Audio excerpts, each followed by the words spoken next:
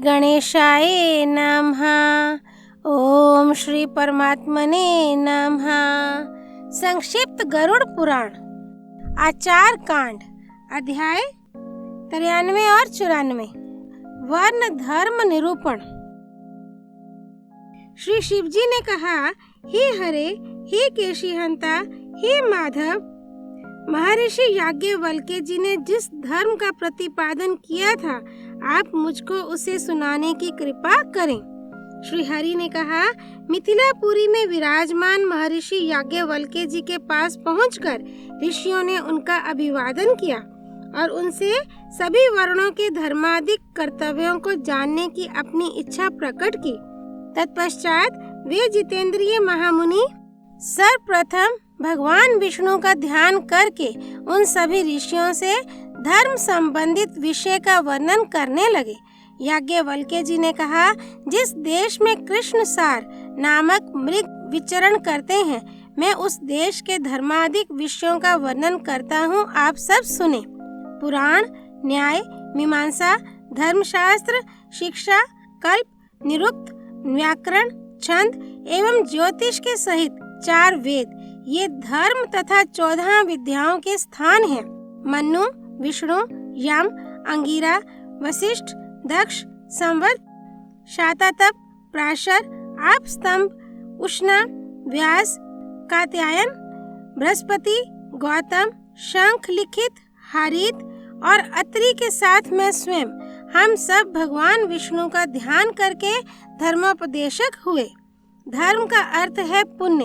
पुण्य की उत्पत्ति के हेतु है शास्त्र विहित देश में, शास्त्र विहित काल में, शास्त्र विहित उपाय से श्रद्धा पूर्वक योग्य पात्र, विद्या एवं तप से समृद्ध ब्राह्मण को दिया गया दान तथा इसके अतिरिक्त अन्य सभी शास्त्रोक्त कर्म।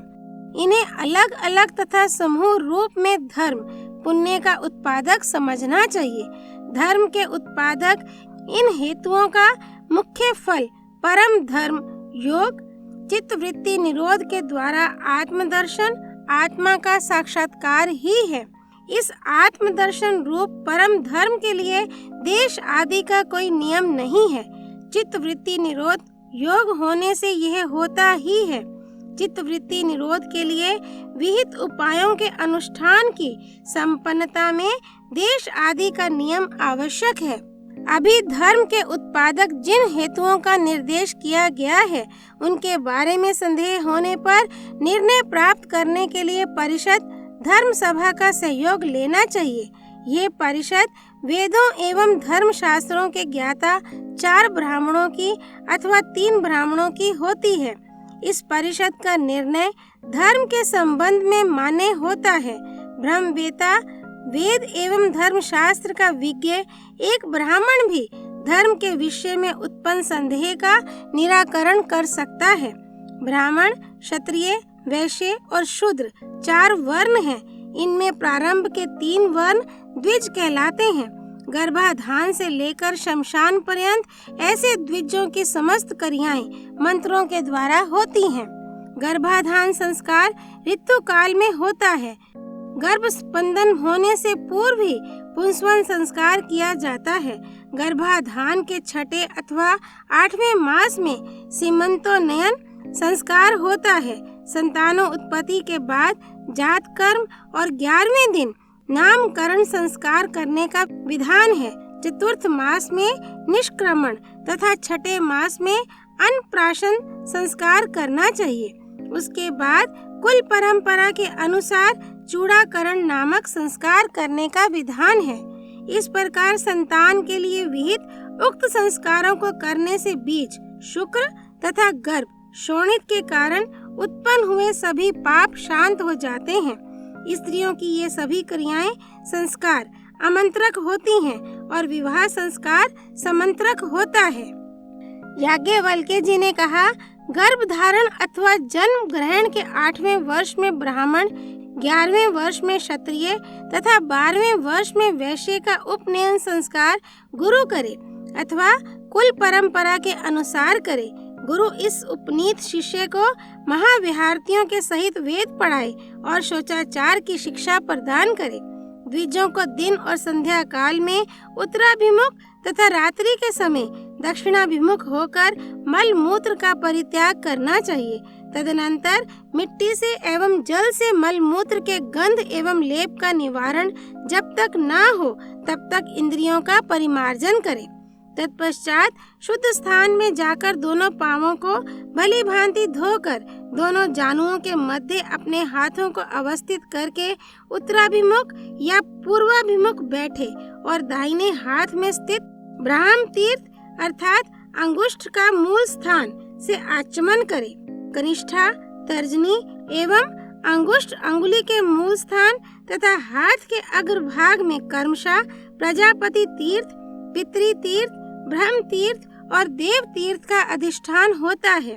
कूप एवं तड़ाग आदि के शुद्ध जल से 3 बार आचमन करके अंगुष्ठ मूल से 2 बार होठों का मार्जन करना चाहिए। द्विजातियों को चाहिए कि वे फेन और बुदबुदों से रहित प्रकृति द्वारा प्रदत्त शुद्ध स्वाभाविक जल से अपनी इंद्रियों का स्पर्श यथाविधि करें। हृदय, कंठ एवं तालु तक पहुँचने वाले जल से ही कर्मशः ब्राह्मण, क्षत्रिय एवं वैश्य आचमन करके शुद्ध होते हैं। स्त्री एवं शूद्र की तालु तक पहुँचने वाली शुद्ध जल से एक बार आचमन करने से ही शुद्धि हो जाती है। जिनका यज्ञोपवीत नहीं हुआ है उनके लिए भी इसी प्रकार आचमन की व्यवस्था है। प्रातः स्नान, जल दैवत, ओम आपो हिष्ठा आदि मंत्रों से मार्जन, प्राणायाम, सूर्योपस्थान एवं गायत्री मंत्र का जप प्रतिदिन अपने अधिकार के अनुसार यथाविधि करना चाहिए। ओम आपो ज्योति आदि मंत्र ही गायत्री मंत्र का शिरोभाग है। इस शिरोभाग से युक्त प्रति महाविहायती एक एक प्रणव जोड़कर तीनों महाविहायतियों के साथ गायत्री मंत्र का मानस जप करते हुए मुख एवं नासिका में संचरणशील वायु का नियमन करना ही प्राणायाम है। प्राणायाम करने के पश्चात 3 बार जल देवता के मंत्र से प्रोक्षण कर प्रतिदिन सायंकाल नक्षत्र दर्शन तक पश्चिम मुख बैठकर गायत्री मंत्र का जप करें। इसी प्रकार प्रातः काल की संध्या करके पूर्व मुख होकर गायत्री मंत्र का जप करते हुए सूर्य दर्शन के समय तक स्थिर रहे। उन दोनों संध्याओं में अपने ग्रह सूत्र के अनुसार अग्निहोत्र करे। तदनंतर मैं अमुक्त हूँ इस प्रकार कहते हुए वृद्धजनों, गुरु आदि बड़े लोगों को प्रणाम करें। इसके बाद संयमी ब्रह्मचारी स्वाध्याय के लिए एकाग्रचित होकर गुरु की सेवा में उनके अधीन सदा रहे। तत्पश्चात गुरु के द्वारा बुलाने पर उनके पास जाकर अध्ययन करे। गुरु को स्वयं अध्यापन के लिए प्रेरित ना करे और भिक्षा में जो कुछ प्राप्त हो उसे गुरु के चरणों में समर्पित करे। मन, वाणी और शरीर के द्वारा गुरु के हितकारी कार्यों में सदा संलग्न रहे। ब्रह्मचारी को दंड, मृग चर्म, यज्ञोपवीत और मुंज मेखला का धारण यथाशीघ्र करना चाहिए तथा अपनी जीविका के लिए अनिंदित श्रेष्ठ ब्राह्मणों के घर से भिक्षा ग्रहण करनी चाहिए। भिक्षा ग्रहण करते समय ब्राह्मण, क्षत्रिय एवं वैश्य वर्ण के ब्रह्मचारी को कर्मशः आदि में, मध्य में तथा अंत में भवती शब्द का प्रयोग करना चाहिए। इसके अनुसार भवती भिक्षाम देहि, भिक्षाम भवती देहि और भिक्षाम देहि भवती, इस प्रकार वाक्य प्रयोग यथाक्रम ब्राह्मण, क्षत्रिय एवं वैश्य ब्रह्मचारी को करना विहित है। इस वाक्य का अर्थ है आप भिक्षा दें। भवती ये माताओं के लिए संबोधन है। अग्नि कार्य, अग्निहोत्र करके गुरु की आज्ञा से विनय पूर्वक आपोषण क्रिया करके सम्मान के सहित उस भिक्षा से प्राप्त भोज्यान को बिना निंदा किए ही मौन होकर ग्रहण करना चाहिए। ब्रह्मचर्य व्रत का पालन करते हुए आपत्ति रहित काल में रोग आदि के अभाव में अनेक का अन्न ग्रहण करे, एक घर का अन्न न ग्रहण करे। अपने व्रत का संयम पूर्वक पालन करता हुआ ब्राह्मण ब्रह्मचारी श्राद्ध में आदर पूर्वक आहुत होने पर इच्छा अनुसार भोजन कर सकता है, किंतु उसे श्राद्ध काल या अन्य अवसरों में मधु, मद्य, मांस अथवा उच्छिष्ट अन्न भोजन के रूप में ग्रहण नहीं करना चाहिए। जो विधि वहित क्रियाओं को संपन्न करा के ब्रह्मचारी को वेद की शिक्षा प्रदान करता है वही गुरु है। जो केवल यज्ञोपवीत संस्कार करा के ब्रह्मचारी को वेद की शिक्षा देता है वह आचार्य कहा गया है। जो वेद के एक देश का अध्ययन कराता है वह उपाध्याय है। जो वर्ण लेकर यजमान के यज्ञ को संपन्न करता है उसे ऋत्विक कहा जाता है। यथाक्रम ये सभी गुरु, आचार्य, उपाध्याय और ऋत्विक ब्रह्मचारी के लिए माने हैं, किंतु इन सभी से माता श्रेष्ठ है। प्रत्येक वेद के अध्ययन के लिए 12-12 वर्ष तक ब्रह्मचर्य व्रत का पालन करना चाहिए। अशक्ता अवस्था में प्रत्येक वेद के अध्ययन के लिए 5-5 वर्ष तक भी ब्रह्मचर्य व्रत का पालन किया जा सकता है। कुछ लोगों का यह भी मत है कि वेदाध्ययन पूर्ण होने तक ब्रह्मचर्य व्रत का पालन होना चाहिए। केशांत संस्कार गर्भ से 16वें वर्ष में ब्राह्मण का, गर्भ से 22वें वर्ष में क्षत्रिय का तथा गर्भ से 24वें वर्ष में वैश्य का होना चाहिए। ब्राह्मण, क्षत्रिय एवं वैश्य वर्ण के लिए क्रमशः 16, 22 और 24 वर्ष तक उपनयन काल रहता है।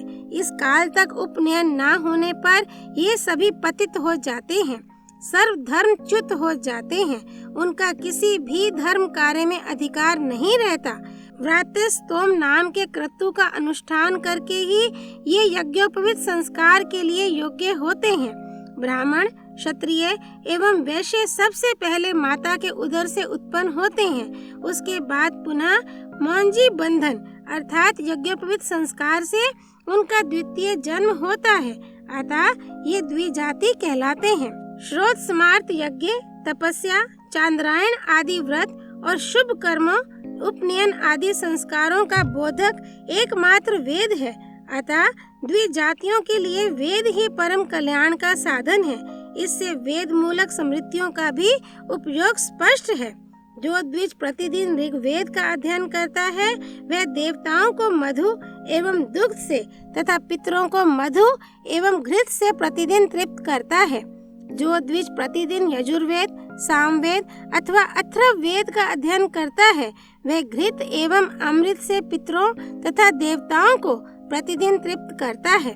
ऐसे ही जो द्विज प्रतिदिन वाको वाक्य, पुराण, नाराशंसी, ग्राथिका, इतिहास तथा विद्या का अध्ययन करता है वह पितरों एवं देवताओं को मांस, फल, दूध और ओदन, भात से प्रतिदिन तृप्त करता है।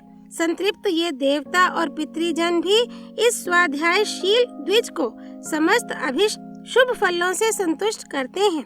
द्विज जिस जिस यज्ञ के प्रतिपादक वेद भाग का अध्ययन करता है उस यज्ञ के फल को प्राप्त करता है। इसके अतिरिक्त भूमिदान, तपस्या और स्वाध्याय के फल का भी भागी होता है। नैष्ठिक ब्रह्मचारी को अपने आचार्य के सानिध्य में रहना चाहिए। आचार्य के अभाव में आचार्य पुत्र और उसके अभाव में आचार्य पत्नी तथा उसके भी अभाव में वैश्वानर अग्नि के आश्रय में अपने द्वारा उपास्य अग्नि के शरण में रहना चाहिए। इस प्रकार अपने देह को क्षीण करता हुआ जितेंद्रिय द्विज ब्रह्मचारी ब्रह्मलोक को प्राप्त करता है, उसका पुनः जन्म नहीं होता। अध्याय 93 और 94 संपूर्ण। तमेव माता च पिता त्वमेव, त्वमेव बन्धुश्च सखा त्वमेव, त्वमेव विद्या द्रविणं त्वमेव, त्वमेव सर्वं मम देव देव। श्री विष्णु नारायण भगवान की जय, भगवान रुद्र की जय, गरुड़ पुराण की जय। श्री हरि अर्पणमस्तु।